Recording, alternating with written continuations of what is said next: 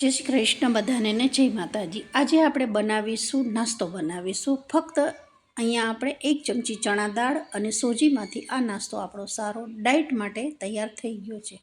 તમે વજન ઘટાડવા માંગતા હો અને તમે બિલકુલ તેલ મસાલાવાળું ના ખાવા માંગતા હો તો જુઓ આ નાસ્તો એક જરૂરથી બનાવી શકો છો। કાકડી સાથે અને ચટણી સાથે જ મેં સર્વ કરેલો છે। તો વિડીયો સારો લાગે તો લાઈક સબસ્ક્રાઈબ કરવાનું ના ભૂલશો। 1 ચમચી જેટલી ચણાની દાળને રાતે પલાળી અને મૂકી દીધેલી હતી। સવારે તમે જોઈ શકો છો દાણો એવો સારો ફૂલી ગયો છે અને દાળ આપણી તૂટી જાય છે। હવે અહીંયા 1 ચમચી જેટલા પૌવા લીધા છે। આ નાસ્તામાં પૌવા નાખવાથી અંદર એકદમ નાસ્તો આપણો સોફ્ટ થાય છે। ત્યાર પછી પૌવા ધોઈ કોરા કરી દીધા। દાળને ધોઈ કોરી કરી અને મિક્સર બાઉલમાં લઈ લીધેલી છે। હવે આપણે અહીંયા 2 વસ્તુને પીસવાની છે। અહીંયા તમે થોડા મસાલા તીખાશ માટે લસણ આદું મરચાં બી ઉમેરી શકો છો।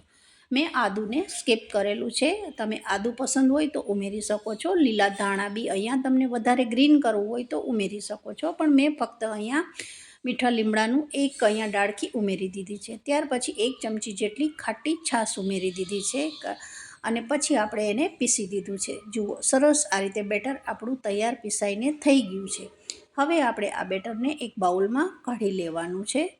જુઓ સરસ એકદમ પૌવાના કારણે એકદમ સોફ્ટ અને પોચું આપણું બેટર તૈયાર થઈ ગયું છે। હવે આપણે 1 ચમચી જેટલી સોજી લેવાની છે। હવે કેટલી ક્વોન્ટિટીમાં તમે નાસ્તો બનાવતા હો એનો એક જ માપ તમારે અહીંયા રાખવાનો છે।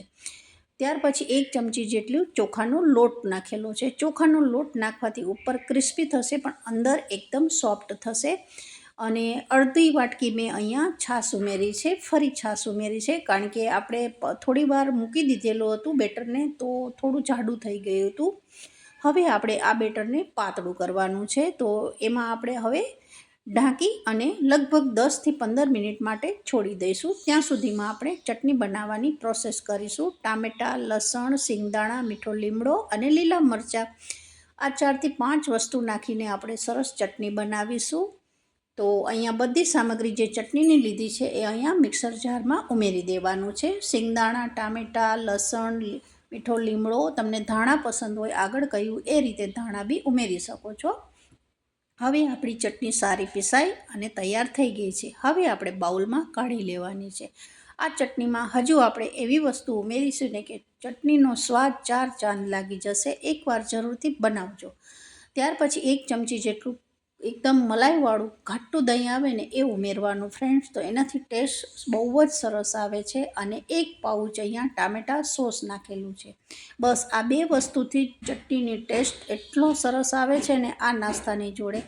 ત્યાર પછી સ્વાદ અનુસાર મીઠું નાખી દીધું છે, કારણ કે મીઠું આપણે આગળ પીસતી વખતે નથી ઉમેરેલું તો અત્યારે જ ઉમેરી દીધેલું છે। હવે ચટણી તો એમને ના ખવાય, ત્યાર પછી વઘાર કરી દીધેલો છે। 1 ચમચી તેલ નાખ્યું, રાઈ જીરું હિંગ બસ આ 3 વસ્તુ મેં ઉમેરેલી છે। અને હવે આપણે વઘારને ચટણીમાં ઉમેરી દઈશું। થોડું એકદમ તેલ ગરમ કરવાનું જેથી કરી અને રાઈ અને જીરું કાચું ના રહે। હવે તમને અહીંયા દેખાશે કે આટલું બધું તેલ નાખેલું છે પણ તેલ બિલકુલ શોષાઈ જશે। જુઓ અહીંયા ચટણી છે એ તેલ બધું એબ્ઝોર્બ કરી જશે। ત્યાર પછી મારે થોડાક આ નાસ્તામાં વેજીટેબલ્સ ઉમેરવાના હતા, તો એક બાફેલું બટેકું લીધું છે અને કાકડી કોબી એટલી 3-4 વસ્તુ અહીંયા છીણી અને આપણે ઉમેરી દીધી છે। કાકડીને એકદમ નિતારી અને એકદમ લાડવા જેવું નિતારી અને સાઈડમાં મૂકી દીધેલી હતી। લગભગ 15 થી 20 મિનિટ થયા પછી બેટર સરસ આપણું તૈયાર થઈ ગયું છે। એમાં બધા વેજીટેબલ્સ ઉમેરી દઈશું।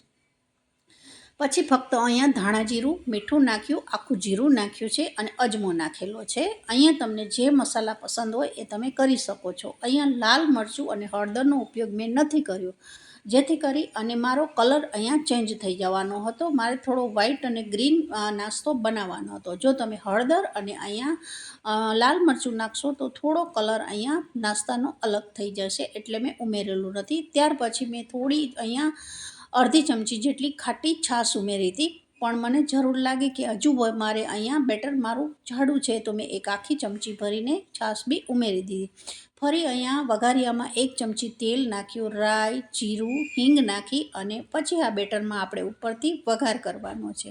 વઘાર કરવાથી આ નાસ્તો એકદમ સ્વાદિષ્ટ લાગે છે।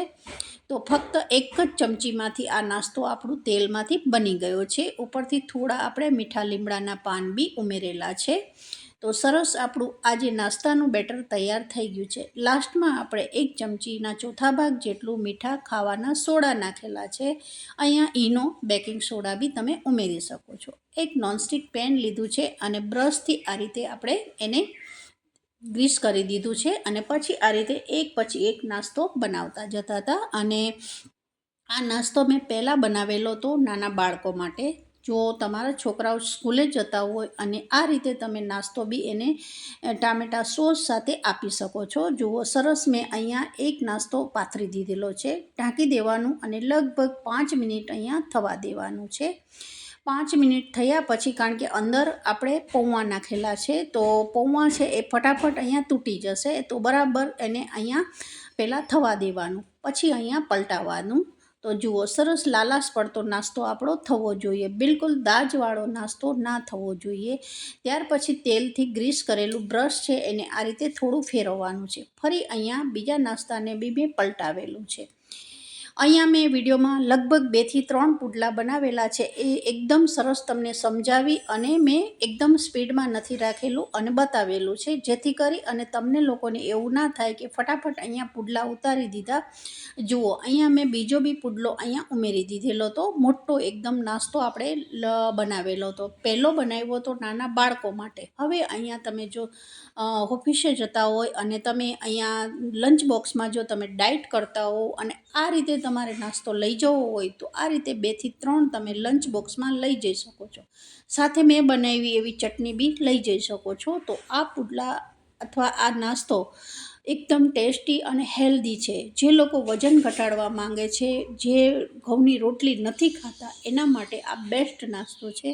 કારણ કે આપણું વજન વધવામાં મેઇન કારણ આ ઘઉંની રોટલીનું વધારે હોય છે. તો લગભગ આપણે બાજરીનો રોટલો ખાતા હોય છે, જુવારનો રોટલો ખાતા હોય છે. તો ક્યારેક આ રીતે આવો નાસ્તો બી બનાવીને ખાજો. કારણ કે આમાં મેં વધારે પડતા વેજીટેબલ્સ બહુ જ ઉમેરેલા છે. મેં અહીં મારા માપ પ્રમાણે વેજીટેબલ્સ નાખેલા હતા, પણ તમે ચાહો તો તમને જે પસંદ હોય એ વેજીટેબલ્સ વધારે ભરપૂર નાખીને બી તમે આ રીતે નાસ્તો બનાવી શકો છો ફ્રેન્ડ્સ. તો એક પછી એક આ રીતે મેં વિડીયો શૂટ કરી અને બતાવેલું હતું. કારણ કે 1 થી 2 નથી બતાવેલા, મેં 3 અહીંયા નાસ્તા બનાવ્યા હતા. એ કેવી રીતે શેકવા, કેવી રીતે પલટાવવા, એ બધી ચીજ મેં તમને અહીંયા બતાવેલી છે. તો જુઓ અત્યારે ચટણી સાથે એકદમ ડાયટવાળો આપણો નાસ્તો એકદમ સોફ્ટ અને પોચો તૈયાર થઈ ગયો છે. વિડીયો સારો લાગે તો એક લાઈક કરજો. વધારે વિડીયો પસંદ આવી જાય તો વિધિ કિચનને સબસ્ક્રાઈબ કરવાનું ના ભૂલશો.